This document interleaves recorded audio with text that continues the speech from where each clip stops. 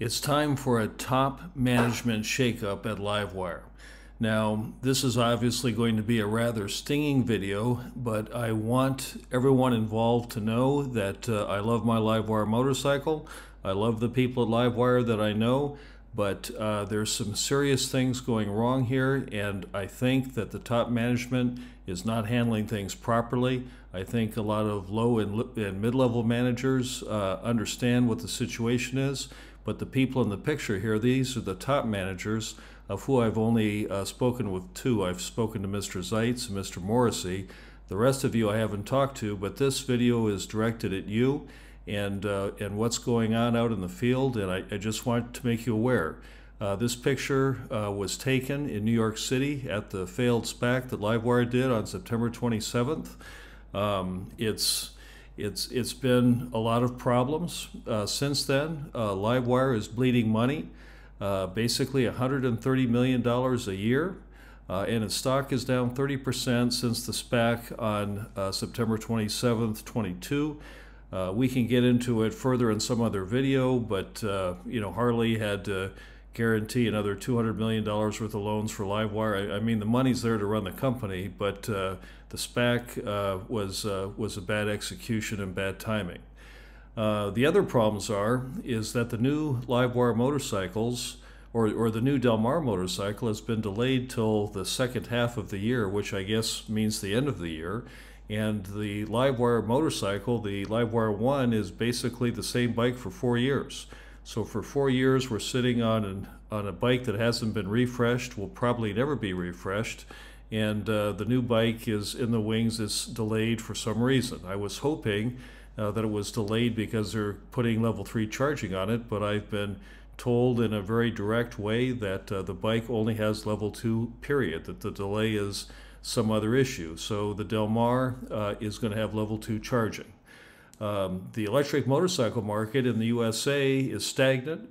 Zero recently laid off 10% of their United States workforce, and 2 days ago announced that they're moving their manufacturing to the Philippines. So that's what's going on with Zero Motorcycles. They're probably selling as many electric motorcycles in the United States as anybody, and they're leaving. At least their manufacturer's leaving, and they've laid off a lot of engineers as well.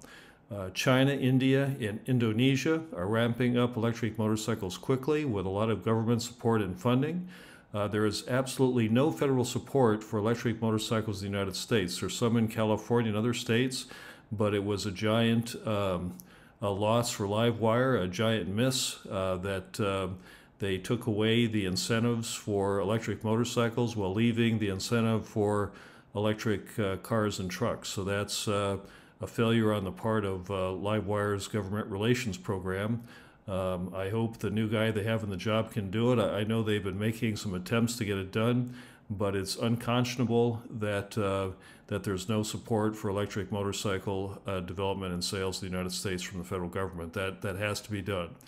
The problem is there's a little market for electric motorcycles at current price points and performance levels. So for what you pay and for what you get, there's not much of a market for it. So that's not just LiveWire, that's Zero, that's Energica, that's anybody else that's selling electric motorcycles. At least I'll call it freeway capable electric motorcycles, which I would say that the Saunders is not. But those are the surface problems. However, there are some underlying issues at LiveWire that are even bigger. And the big thing is the top management continues to keep making the same mistakes again and again. They're implementing antiquated marketing, sales, and distribution techniques at the direction of Yoke and Zeitz. The name of the program, I guess, is Soulful by Design. I believe it will never grow a new market. So what's happening is LiveWire is saying, yeah, that the Del Mar is going to establish and grow a new market from a market that's not there already. And I take exception to that. Now, the problem with Mr. Zeitz, if you've read his book, Manager and the Monk, and read about him, you'll find out that he made it an incredible success in a previous career by implementing a marketing strategy which I would call old school. Now, old school strategy would be before the internet. So before the internet, Jochen was the top guy at Puma, and he did things like brought in celebrity endorsements and all kinds of standard type marketing things, and he created a new market in sports apparel. And he did a wonderful job. He's a very smart guy, but he is absolutely, or seems to be absolutely, unaware about how marketing has changed. Everything's gone to social media. So old things that he did at Puma, basically 100% of them, at least in terms of the pure marketing and sales, they don't apply anymore. Everything's gone social media, especially for the younger customers that the Del Mar is targeted at, which would be, customers, commuters under 30.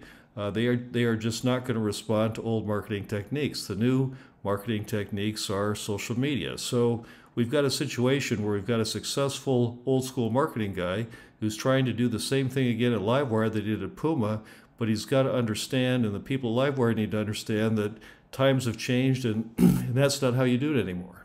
So that's one underlying issue. A second one, and this one really bothers me, is there's 178 employees at LiveWire.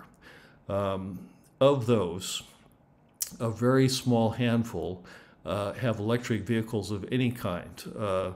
That would be a motorcycle or electric car or anything. A few of them have electric cars.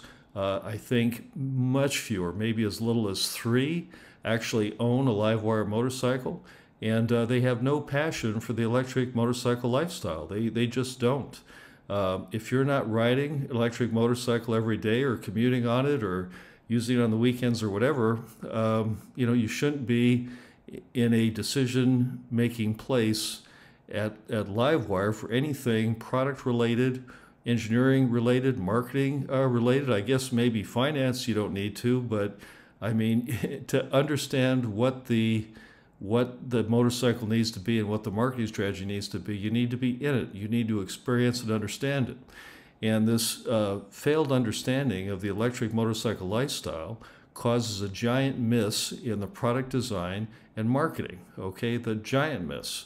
When the LiveWire first came out in 2019, it was sold through Harley dealers at $30,000. So my son, who was 25 at the time, my older son, he had a reservation in for the LiveWire 1. He was expecting a $20,000 price, so Matt Laidlaw called him on the phone from Laidlaw's Harley Davidson and said, "Hey, come and pick up your bike. It's going to be $35,000 out the door." To which my son said, quote, "Matt, are you smoking crack? There's no way I'm going to spend $35,000 on an electric motorcycle." And Matt said, "Yeah, I know what you mean. It's kind of a lot of money, but it's a premium bike." I mean, it was a disaster. The bike should have come out at $1995. Those kinds of mistakes LiveWire continues to make. Now, I'm not going to be all doom and gloom here. I'd like to offer my suggestions for what LiveWire needs to do. First of all, I'd like to talk about product marketing. The Del Mar must have DC fast charging, and it must cost no more than $14,995. That's it. Go put DC fast charging on the bike at $1995 or $14,995. That's what it has to be. When you start riding electric motorcycles, you'll understand that level 2 charging on a bike that goes 100 miles is not going to make it. At least it's not going to make it in Southern California. Maybe it would make it in the San Francisco area, but most places, maybe it'll make it in Europe, but most places in the United States, that bike does not have adequate range and charging speed. Okay, so that needs to be changed. The LiveWire 1 needs to be reduced in price to $1995 or $19,995. It's currently, I think, $23.95, so it needs to come down to $19.95. And there needs to be an extended range version, 25 kilowatt or greater, at $24,995. Now, the battery pack that's in the LiveWire 1 right now is 2017 technology. It's this relatively close to the same battery pack as in the old BMW i3. That battery pack is now available in much more energy-dense configurations, and I know there's more to it than just increased energy density. There's thermal issues and everything else, but the bike needs to have a version that's same size, same weight, maybe less, 25 kilowatt or higher. It needs to be $24,995. Now, if there's another bike that maybe is going to replace the LiveWire one, that'd be cool too, but it needs to have more range. Okay, that's what people are asking for. The range it has now is adequate for me driving around and adequate for everybody that I know, but people want more range and they need a lower price. Thirdly, you need to forget about the dealers. Sell direct and have service centers and mobile repair, just like Tesla does. That's what you need to do. What you're doing at this point, you're going back, you're signing up the same Harley dealerships that didn't do it before, or didn't do the job for you before, and you're selling at a price maybe $5,000 less than it was originally, but you're making the same mistake again. You need to lower price, $19.95, sell direct, forget about the dealers, okay? Take that dealer money and reduce the price. And lastly, and this is something that most people might not be aware of, but on the Harley-Davidson YouTube channel, the Harley-Davidson factory channel, there are a couple videos from 2019 that show two products that Harley at that time was going to come out with that they didn't, and the products basically got cloned by Super 73 and by Suron, and I want to show you what those products were. And I think they need to bring them back into the lineup to have a lower entry price than the Del Mar. So here's the first one. Harley invented the Super 73. Now what this is this is a Harley-Davidson prototype bike. So let's see what it looks like.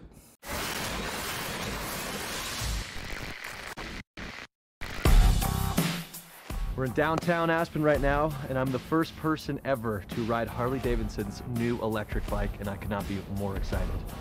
Grew up riding dirt bikes. This thing just looks way cooler than anything I've ever owned, and I'm really excited to get on it. So if we could actually just stop talking about it and get me on this thing, that would be great.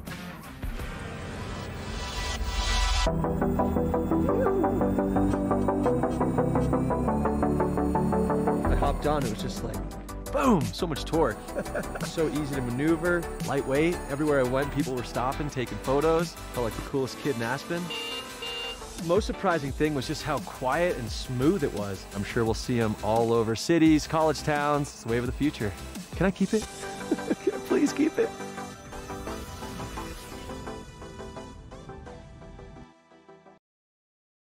Yeah, you know, the funny thing about that, he says, I'm sure we'll see it in college towns and cities. You know, it's the wave of the future. Well, he was absolutely right. It was the wave of the future. It was just for Super 73. It wasn't for Harley-Davidson. Now, the reason, too, that I know that they actually invented the bike is if you look on the Google patents, you'll actually see the bike was patented with the design and the look of everything. So, I mean, that's really cool. I mean, that's what they did. So here's Harley-Davidson's version of the Suron. This is a bike that was later successful under Suron and bought by Segway. So let's watch the video.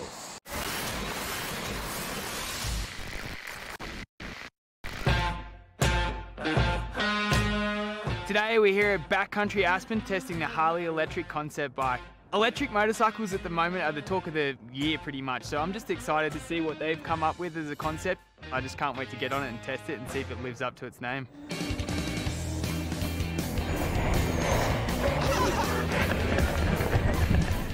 Woo! That was fun. Really impressive what these guys have done. I think they've met at a really great place between the mountain bike and dirt bike world, and for me I felt right at home. Power's amazing. It's definitely different to a gas motorcycle. Torque from ground zero, so it makes it, I think, much more user-friendly. Don't have to worry about gears, it's just a whole lot easier. It was a whole lot of fun. I just hope I get the opportunity to take this thing onto the dirt one day. All right, so you get the idea there. That's, you know, Harley-Davidson, you know, missing the opportunity on the Suron. So those are the two products that I think they ought to add at the bottom end. But there's something actually more important to the marketing of the motorcycle, and that would be social media. Now, I'm saying it's a social media stupid because in the old days when Bill Clinton was running for president, the saying was, it's the economy stupid. So it's the social media stupid, meaning that is the key for what LiveWire needs to do to sell motorcycles. And that's how Tesla sells cars. I mean, it's not rocket science here. Now, by social media, I'm talking mainly Instagram, TikTok, and Twitter. And I'm talking about things like the Malibu Experience. They should have a regular account for Instagram, TikTok, and Twitter where they post every day. I mean, there should be all kinds of stuff on there from all the people that go through all the fun things that are happening every day. They need to be posting. And why isn't Jochen Zeitz tweeting every day? The reason he's not tweeting is he doesn't have a Twitter account. You can go on Twitter and search, and there's no Jochen Zeitz. What's interesting about it is there's a lot of people quoting things that Jochen Zeitz says or places that he's been. You might be interested to know that last week he was in Africa flying around on his own little private airplane. So he's doing that when he needs to be at LiveWire getting things whipped into shape in terms of working on the social media program and working on some product stuff to get the company on its feet.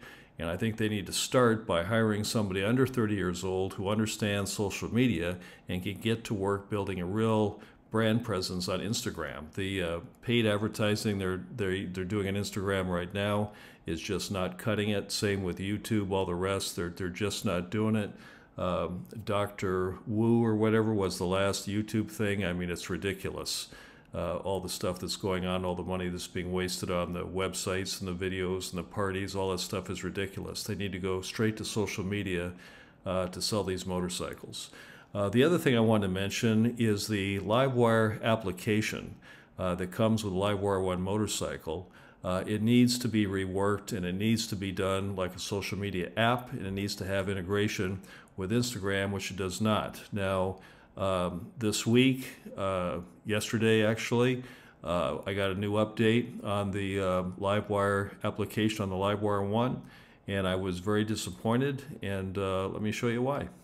I want to give you an example of how LiveWire doesn't understand how social media works with young people and their applications. Now, I just want to quickly show you, I have the different apps on here, but in the case of Facebook, you see the way the app's structured. You scroll down on it, you go back and forth, and if you see something you want to click, you click on it. It goes into details, and you can look at different things forward and back, right?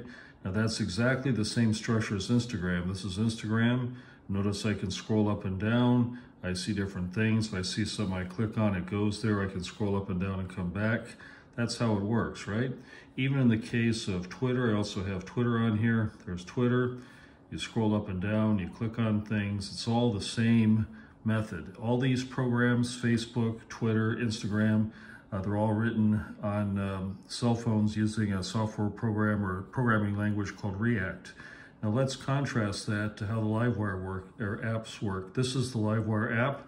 This is the main screen. Lets me move the bike around. Now when I move up and down on the screen, you see it stops right there. It doesn't let me go any farther, and I have to make menu choices. So if I click on bike details, I can go to bike details, but notice if I click on things, it doesn't go anywhere.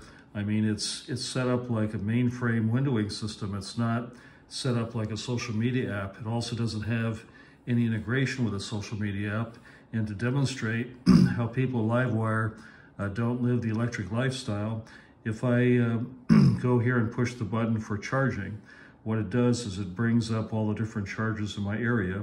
It doesn't show if they're level 1, 2, or DC fast chargers, just lists them there because I guess LiveWire doesn't understand that I need to know what kind of charger it is for planning.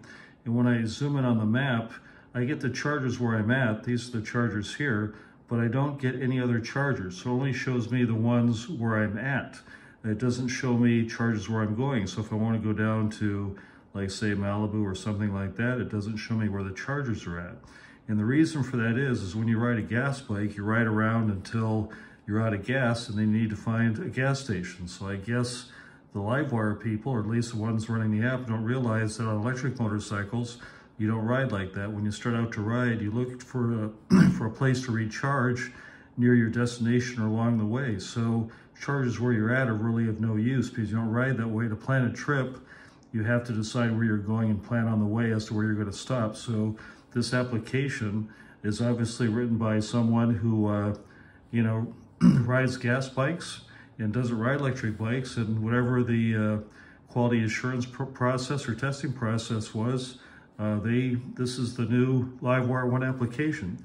So this is why people at LiveWire need to have electric motorcycles and electric cars so they understand the lifestyle. And they need to get rid of this old style programming on the apps, and they need to go with a style with the React software, which is for like Twitter, Instagram, Facebook. This is what young people are used to using. They're not going to gravitate towards something like this. This is old school, old style.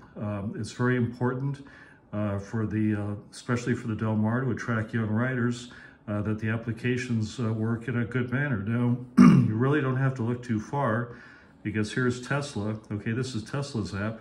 You notice it's the same thing. You scroll up and down, you see something you like, you click on it, it goes there. It's exactly the same as Twitter, Instagram, Facebook. It's all the same thing. This is how the apps need to work. You can't do it like LiveWire is doing it. Now, this is where the chargers are on the Tesla app. And notice no matter where I go, I can even go up to San Francisco here, San Luis Obispo. As soon as I scroll in, it starts showing where the chargers are at. So let's see. There it is there. There's the CCS charger for Tesla.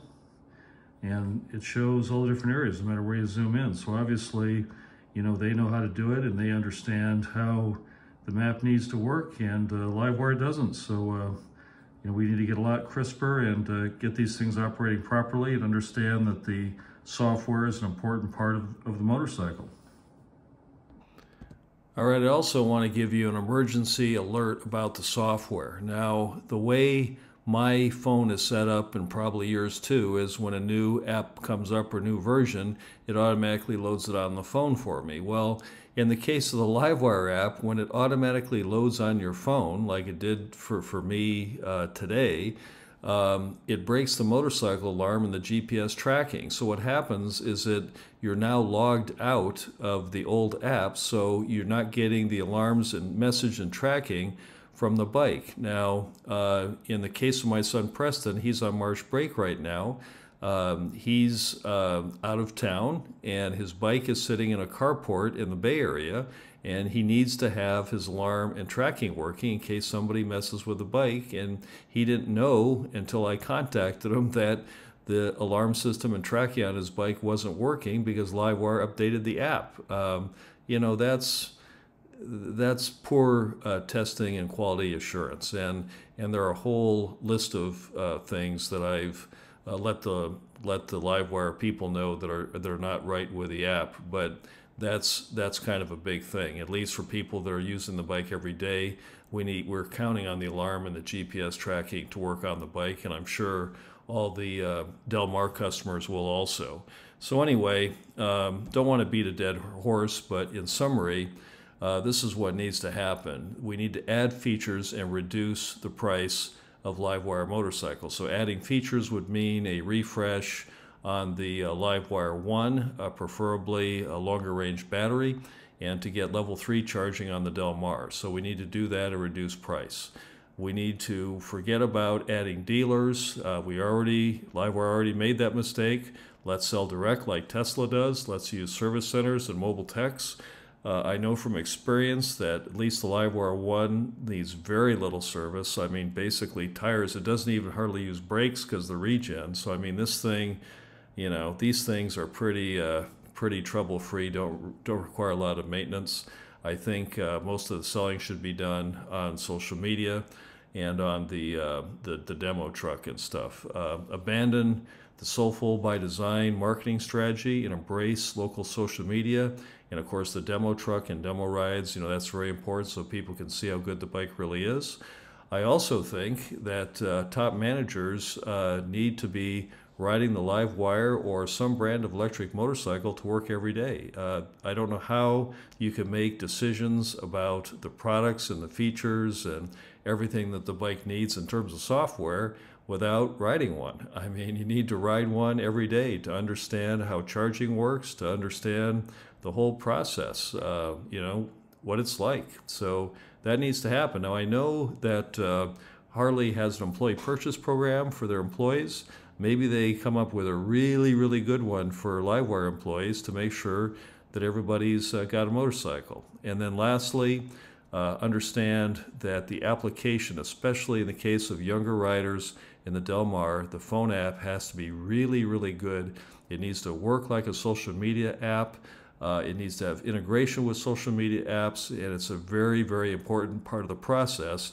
And after what I've seen with the new LiveWire One app, I'm very concerned that the top management at LiveWire does not understand that a major, major part of the LiveWire business is the software. So with that, have a good evening.